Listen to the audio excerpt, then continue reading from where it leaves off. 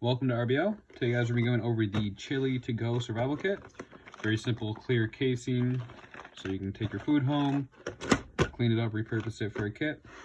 Before we get into that, just want to say thank you for everyone that's wishing me well and welcoming me back. It's good to be back and making videos and somewhat full health. Over the next few days, I'm hoping to get some kit videos going, as well as some bigger fishing trip videos going. Hopefully everything gets together correctly and we can get some content out. But let's get into this.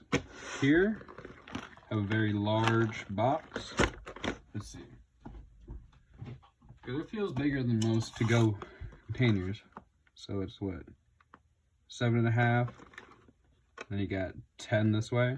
So that's pretty good amount of distance. You can put some stuff in, some full tang blades, whatnot, foldable saws, full or larger flashlights, stuff like that. And yeah, pop right into it. We're at the top. We have our native blue rain poncho. So this one, I like to throw these in my kits because they're actually a little bit larger than the majority of them out there. And so you get more surface area with a waterproof thing. I know it's not as thick, but this over some sticks with some leaves on top does increase your chances of staying dry at night.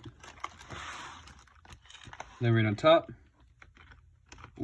untangle that. We have our homemade sheath, some electrical tape, cardboard, slide it right in.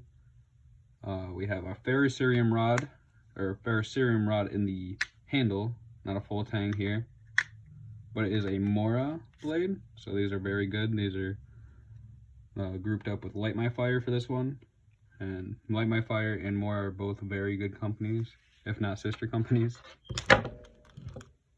And here we have my wood saw, which is a little saw blade that I went ahead and snapped off, added some duct tape to it. For light, we have our flashlight. It does have a couple different modes, so you can save the battery or strobe for help. And it also does zoom in, which I do like. It does help when you're in a dark environment and you're trying to check the surroundings for wildlife or where to go next. And we have a 9-hour emergency candle with our mini Bic. It also has some duct tape wrapped around it just to add to fire starting. So you can go ahead and rip off a strand, light it, save the life of the fluid of the lighter for more fires. Here we have 2 packets of some vitamin C. And go ahead and, I know it's a very barbaric way of doing it, but if you don't have purified water, like we do here, we have 2 packs of purified water. You can go ahead and put some of this on your tongue and use your filtration straw. I know that's really not the way you want to do it, but in reality, that's how you can do it. But we do have these 2 emergency packs of water.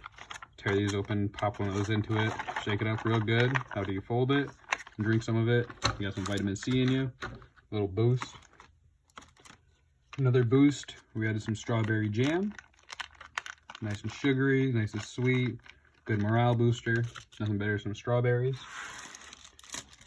We also have some wild caught sardines and some virgin oil. So we have oil for fire or cooking something else. And then you have the sardines, of course. You can either eat it, use it as bait. We have our fishing kit, which is a basic spice bottle that I went ahead and wrapped fishing line around. Built these 2 borders with some higher utility tape. We just have a little electrical tape just holding the last strand on. And then inside, we have a whole bunch of hooks and sinkers. All snap-on sinkers, of course. Great little fishing kit. We also have a collection bag, so you can go ahead and collect water, berries, or whatever you need to. Carry it with you. For signaling, we just have a basic signal whistle. This also can work as a mirror as well. We also have 2 Mylar emergency blankets. I was reading a comment earlier. Someone was saying signaling with these and so many other different uses. I 100% agree. These things are great for shelter making. You can make some sleeping bags with them with some leaves. Just reflecting your heat back at you. So these are even waterproof, so you can put them up in the ceiling of your A-frame or your lean-to. And if you have a fire in front of you with a nice wall, You go ahead and have that heat reflecting back down on you in very cold environments. Then next we have the bag that pretty much contains all the gear once you break it out of the box. And you have a carabiner as well, so you can just go ahead and clip it right onto yourself or hold on to it, whatever you need to do. For cordage, we have some paracord, 550 paracord. See the little strands in there. Another way of fire starting, we also have a ferrocerium rod, full ferro, and a striker. So go ahead and just let it rip. I like adding the strikers because I don't like beating up on my blades, and this tends to beat on the blades. We also have some additional duct tape for gear repair or even first aid. We also have our very basic sewing kit, which is just a needle and thread wrapped around some duct or cardboard,